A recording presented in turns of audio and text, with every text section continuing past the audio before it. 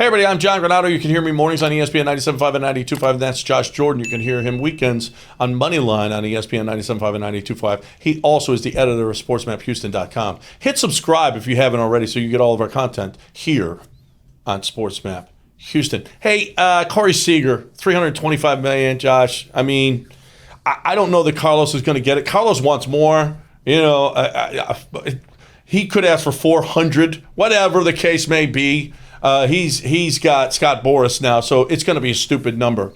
Trevor Story, where is he? I'm anti. I don't want the Astros to even look at Trevor Story, to tell you the truth. That's my opinion. He wants close to that $300 million deal as well. He hasn't proven he can hit outside of Coors Field.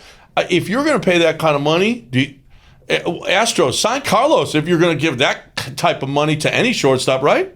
No, absolutely. Story's kind of been the forgotten guy here. There's been so much talk about all the guys that have signed already and Carlos Correa. So, you know, I think it is interesting to talk about him a little bit. But to your point, the problem is he's probably going to get more than Marcus Semien. And Marcus Semien is 2 years older than him, and he got more than the Astros have offered Carlos Correa. So it just doesn't make sense to me that he's going to be priced right for the Astros just because of what they've offered Carlos, and we know what the expected price tag is going to be on him.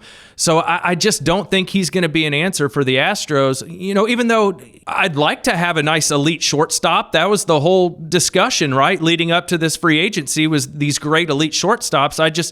I think the Astros just aren't going to be willing to pay what it's going to cost. No, well, the only offer that we've seen so far, Carlos Correa, the legitimate offer, was the Tigers at $275 million.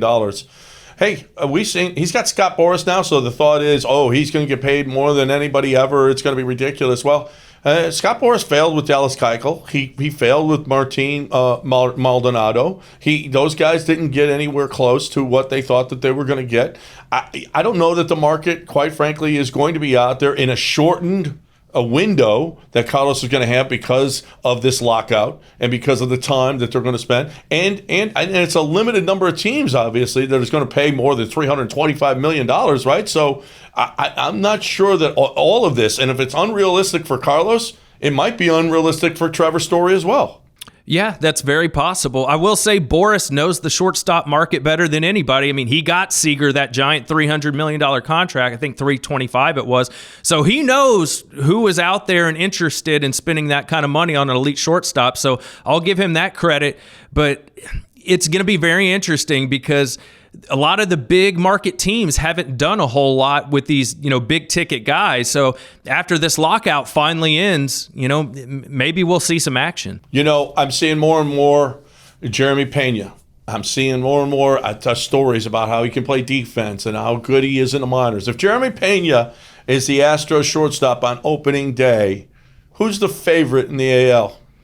I think it's still the Astros. And, we saw Miles Straw become an adequate MLB starter. He played okay. He didn't have the pop that the Astros were looking for, but he wasn't a disaster out there. So why couldn't Pena be okay? I still think it's the Astros, and I'm not convinced that we may not see, Bregman play some shortstop. You still have Aledmys Diaz who can play over there too. Maybe it's kind of a platoon kind of situation. So I still think it's the Astros, and as I looked around the AL, I didn't really see any, huge moves that really scare me that the Astros aren't going to be as good. We saw Robbie Ray go to the Mariners. Corey Kluber signed with the Rays. Well, the Astros got back Verlander. So I don't see a lot of action that's happened that makes the Astros not the favorite anymore. But I will say, Chris Bryant, Trevor Story, Carlos Correa, all these guys, if they sign with one of these big market teams and compete with the Astros, that could make an impact. The White Sox made a couple of moves. The Yankees got some moves in them, and so do the Red Sox. So